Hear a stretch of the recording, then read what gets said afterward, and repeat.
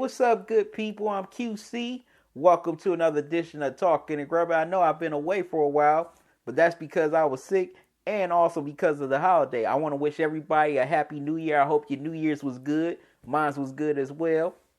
Also, I will be back in front of the camera real soon, giving the latest sports news and commentary while I eat some good food, and also working on a few Grub of the Week videos, as well as I'm working on another video on how you can help me expand Talking and Grubbing, and I got a major announcement in that video, so be on the lookout for those. Before I start, I want to give a shout out to a couple of fellow YouTubers, starting with Trey of the Acknowledged Show. He gives excellent news and commentary on the latest news events, and Johnny Talk Sports. He gives great sports news as well as commentary. Also, he gives great game previews and recaps, so watch their videos and subscribe to their channels. Now, it's January, so we all know what January is. The kickoff of the NFL playoffs. So I'm about to give my preview for NFL Wildcard Weekend starting in the NFC with the Los Angeles Rams versus the defending NFC champion Atlanta Falcons. Now, the Los Angeles Rams have had a tremendous turnaround this year, finishing the regular season at 11-5, clinching the NFC West title led by their young coach, Sean McVay, who definitely deserves Coach of the Year for what he's done. Jared Goff, I think, has been under the radar this season because, Carson Wentz just had a historic year before his season-ending injury. He finished the regular season with 3,804 passing yards, 28 touchdowns, and 14 interceptions. Todd Gurley made a late push for MVP with 1,305 rushing yards, 13 rushing touchdowns, and he had a few receiving touchdowns. Also, Robert Woods and Sammy Watkins, the wide receivers, finished the regular season with 13 touchdowns combined. But, the Rams also have a pretty nice defense that's anchored by defensive end Aaron Donald, who has 11 sacks, as well as outside linebacker Connor Barwin. I hope I'm saying his name right. He has 5 sacks. And Robert Quinn, outside linebacker, has 8.5 sacks. Now, the Rams are ranked 19th in total defense, but they're 9th in turnovers. They're 23rd against the pass and 28th against the run. Now, on the flip side, the Falcons, they had an up and down season because they were adjusting to their new offensive coordinator because Kyle Shanahan took the San Francisco 49ers head coaching job. But they finished strong with 10-6 and got into the playoffs on the last week of the season. Now, Matt Ryan still had a pretty nice year, finishing with over 4,000 passing yards, 20 touchdowns, and 12 interceptions. Now, Julio Jones has had a down year, finishing with 1,444 receiving yards and 3 touchdowns.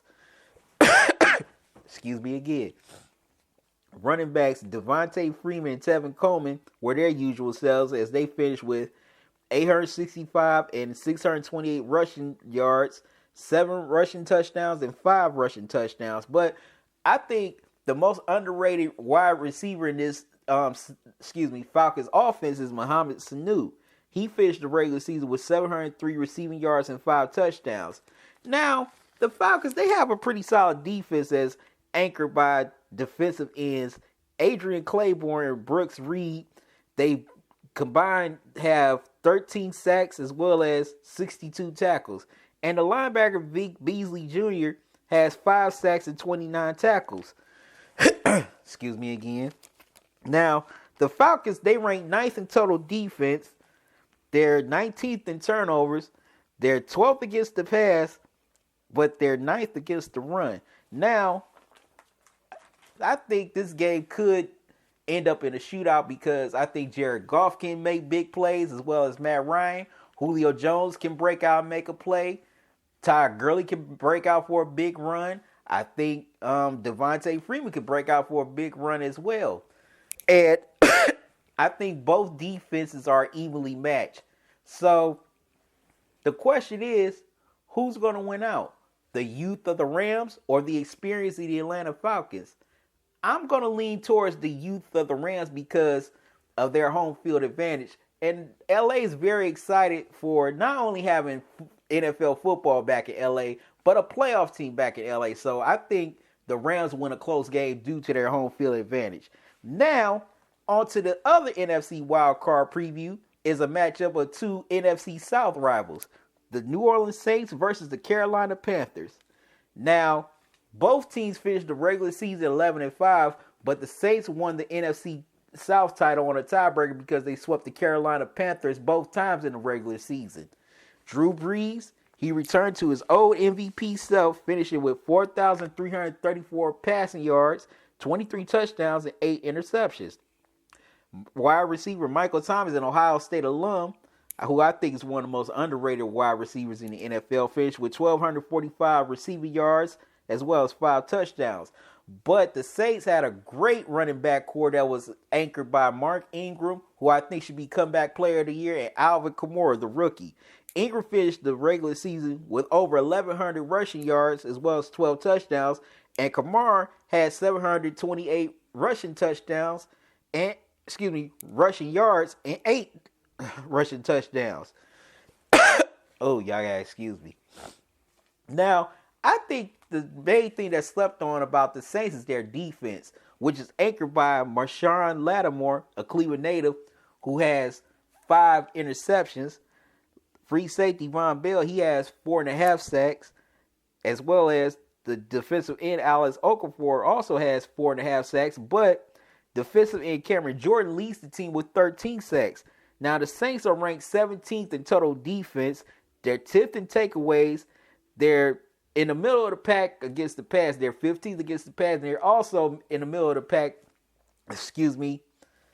against the run as well. Now, the Carolina Panthers, they also had a pretty nice year.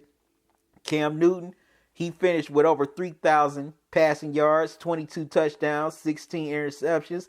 Devin Funchess, stepped up very well after they traded Kevin Benjamin to the Bills. He had 840 receiving yards as well as 8 touchdowns. Now, the rookie Christian McCaffrey, he got off to a slow start, but he got better as the season went along. He finished with 435 rushing yards as well as 2 touchdowns. I think he's definitely going to, improve his stats next season. Jonathan Stewart, he definitely, was in beast mode the final week of the season. Well, no, the final month of the season. He finished with 680 rushing yards as well as 6 touchdowns. Now, another thing that may help the Panthers offensively is they're getting back their tight end Greg Olsen, who was out most of the season. But also, what's slept on about the Panthers as well is their defense. Mario Addison, the defensive end, has 11 sacks. Luke Kuechly, the all-pro middle linebacker, leads the team with 125 tackles as well as 3 interceptions.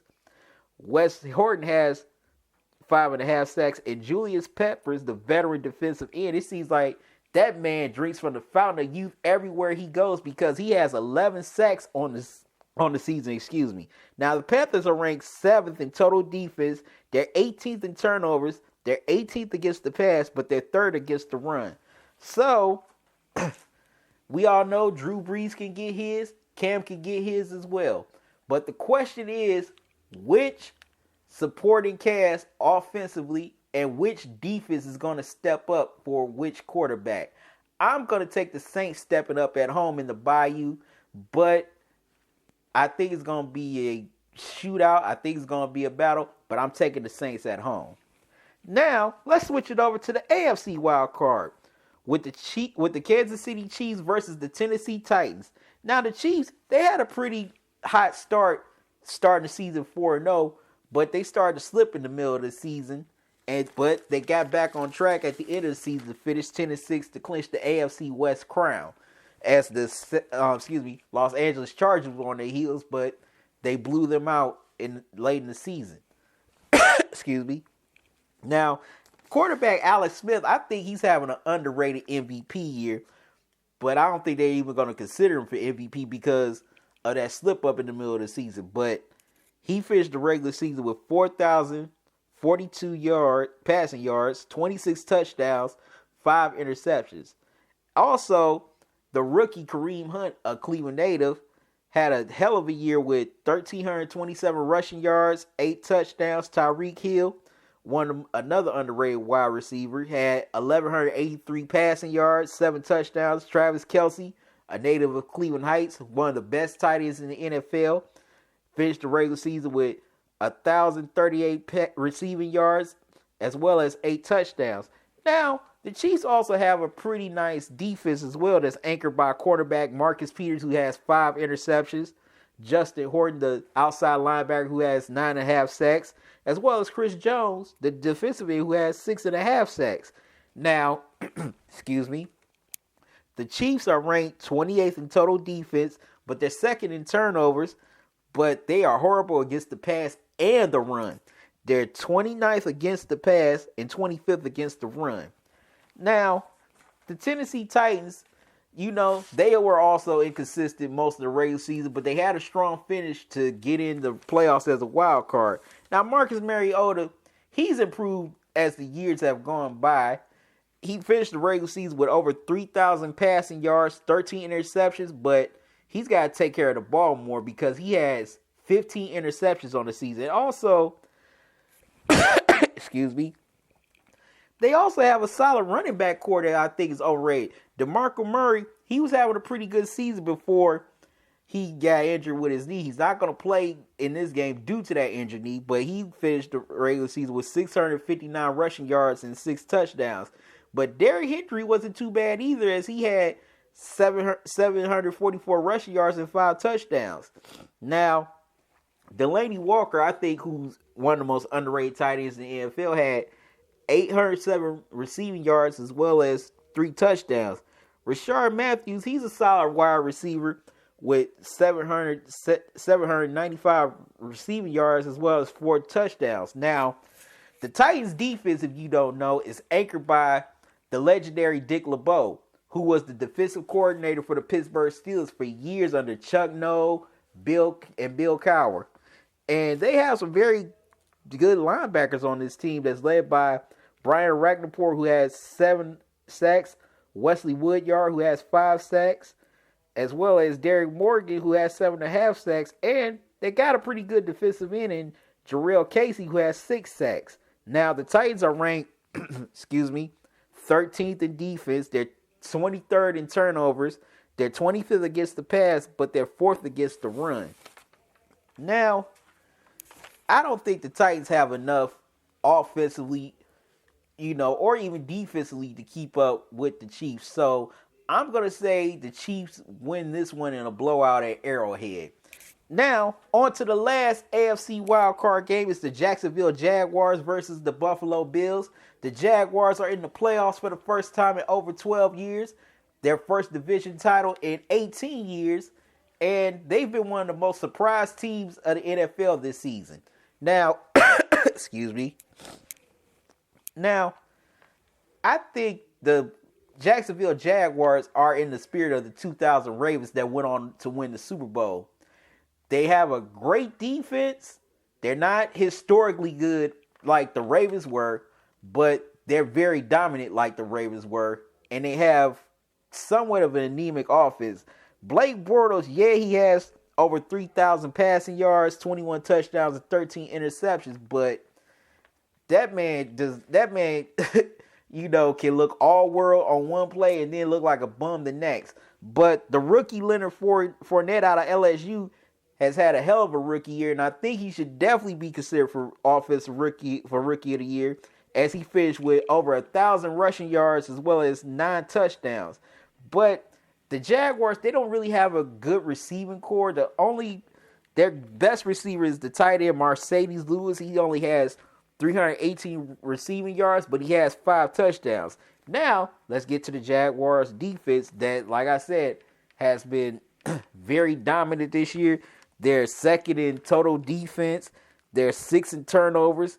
They're first against the pass, but the only downside is they're 21st against the run. They're anchored by Calais Campbell, who leads the defensive end. He leads the team with 14 sacks. Cornerback Jalen Ramsey, A.J. Boyd, the cornerback, and former Brown, the free safety Deshaun Gibson, all have 4, 6, and 4 interceptions. So altogether, that's 14 interceptions combined between this team. So, if they make a deep playoff run, it's going to be based on their defense, not going to be because of their offense. And I really think that the Jaguars are going to try their best to keep the ball out of Blake Bortles' hands and let Leonard Fournette carry most of the offensive load. Now on the flip side, the Buffalo Bills. Congratulations to the Buffalo Bills and the city of Buffalo. This is their first time in the playoffs in 18 years. You know, they clinched on the last day of the season due to a tiebreaker. And Tyrod Taylor, he's had a solid year. I think, you know, as time goes on, he might have a chance to improve as a quarterback, but he finished the regular season with 2,799 passing yards, 14 touchdowns, and 4 interceptions. LaShawn McCoy, who's one of the best running backs in the NFL, finished the regular season with 1,138 rushing yards, 6 touchdowns. But the downside with the Bills is they have the worst wide receiving core that's in the playoffs right now between Kevin Benjamin and Dante Thompson. As I said before, Kevin Benjamin was traded from the Panthers to the Buffalo Bills in the middle of the season. He only has 692 receiving yards and 3 touchdowns. And Thompson has 500 receiving yards and 2 touchdowns. So, like I said, this is the worst wide receiver core that's in the playoffs.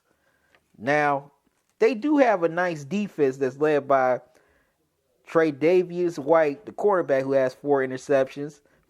The safeties, Micah Hyde and Jordan Poyer, have 10 interceptions combined.